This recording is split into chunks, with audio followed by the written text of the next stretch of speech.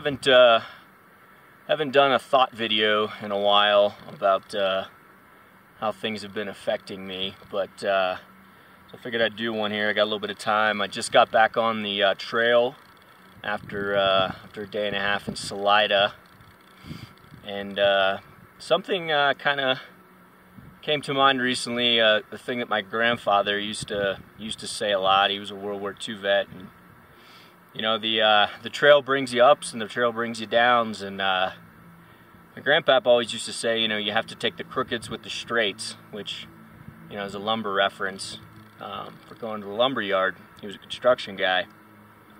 So the day before Salida, before I got into Salida, I had walked my longest day in the mountains, 27 miles, and toward the end of the day, it was pretty, I was hurting pretty bad.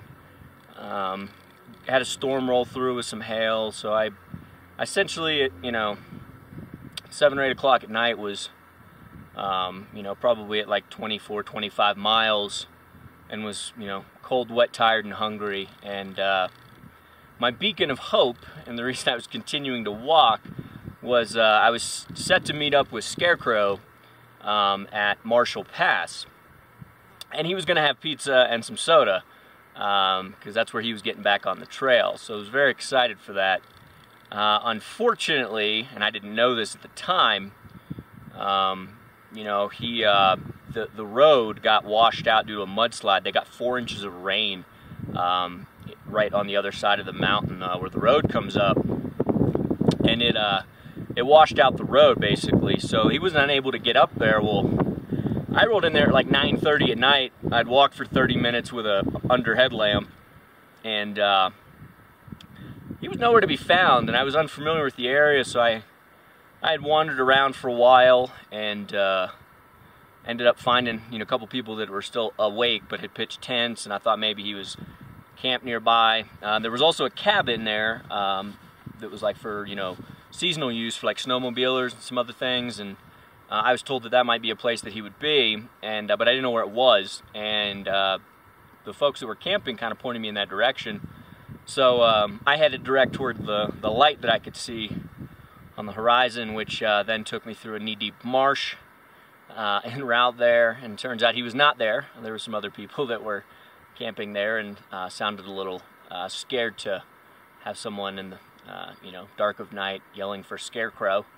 They were a little confused. So anyways, the short of it was I wandered around. I actually added, like, my GPS was counting, I added an extra 2.5 miles to the day, just walking around trying to find him. And, you know, like I said, he was not there. He ended up getting stuck and stayed in Salida and didn't get back up to Monarch Pass until to Marshall Pass till the following day. So I headed a mile up trail, camped, ate dinner, you know, pitched camp, ate dinner. It was pretty much, I'd say it was probably the lowest day, you know, end of a day that I've had on the trail, and that's to include, you know, the injuries I had. I was feeling pretty crappy. Well, I got up the next morning. I had 10 miles to head to Monarch Pass, which is where you catch a hitch, and I was able to catch a hitch very quickly, which is great. Down to Salida, and I went to the Simple Place, or the Simple Lodge, can't remember the name of it, but it's a hostel down there, and, you know, got set up, and you know, things really started to turn around with that town visit.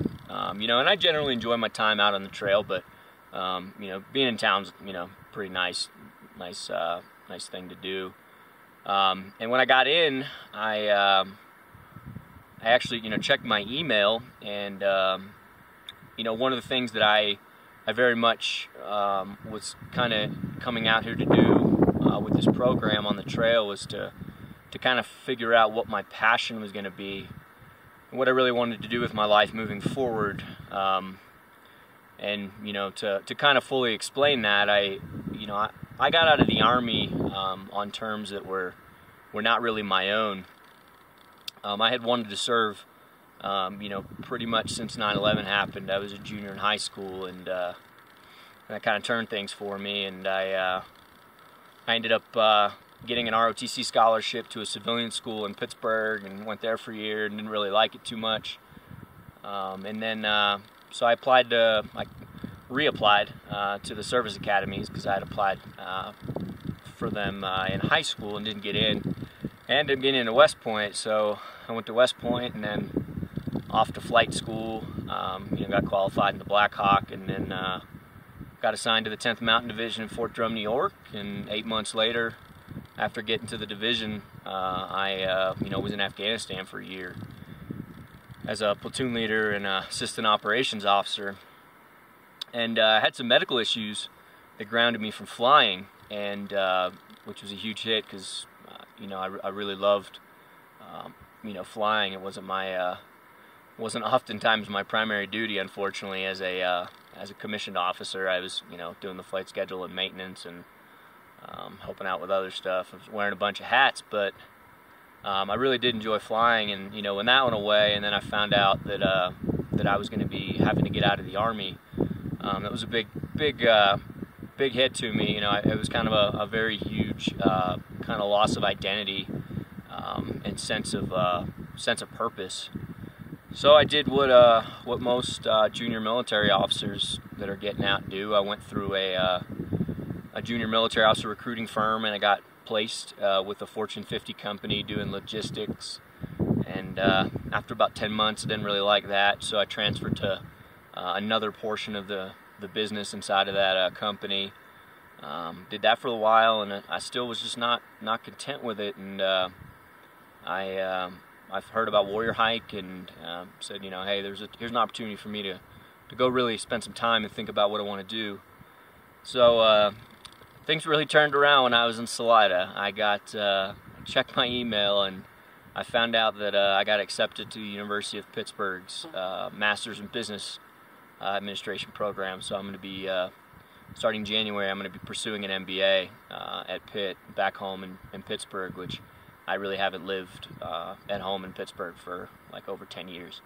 So super excited for that. I kind of have an idea of where I'm heading down the road, at least for the next few years.